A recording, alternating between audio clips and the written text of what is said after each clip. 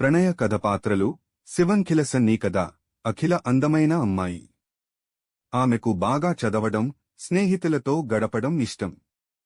శివ, సన్నీ అఖిలతో ఒకే తరగతిలో చదువుతున్నారు. శివ అఖిలను చూస్తూనే ప్రేమలో పడిపోయాడు. అఖిల కూడా శివకు ఇష్టంగా ఉంటుంది. వాళ్లు మంచి స్నేహితులు. మరొక్కవైపు సన్నీ కూడా అఖిలను ప్రేమిస్తున్నాడు. కాని అఖిలకు సన్నీతో స్నేహం మాత్రమే. అఖిల సన్నీకి తన మనసు ఏమీ చెప్పలేదు. ఒకరోజు సన్నీ శివతో మాట్లాడి అఖిల గురించి తన ప్రేమ వ్యక్తం చేశాడు. శివకు సన్నీ మీద కాసింత కోపం వచ్చి, నువ్వు నా స్నేహితుడివి. అఖిలను నేను కూడా ప్రేమిస్తున్నాను.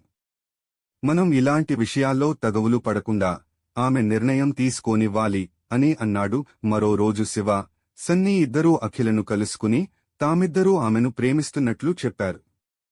అఖిల నవ్వుతూ, నా భవిష్యత్తు ప్రస్తుతం నా చదువులోనే ఉంది. నాకు మీ ఇద్దరూ మంచి స్నేహితులు. ప్రేమ గురించి ఆలోచించే సమయం ఇది కాదు అని చెప్పింది. శివ, సన్నీ అఖిల మాటలకు ఒప్పుకుని తమ మధ్య ప్రేమ విషయం పక్కన పెట్టి స్నేహాన్ని కొనసాగించారు. వాళ్లంతా చదువులో రాణించారు.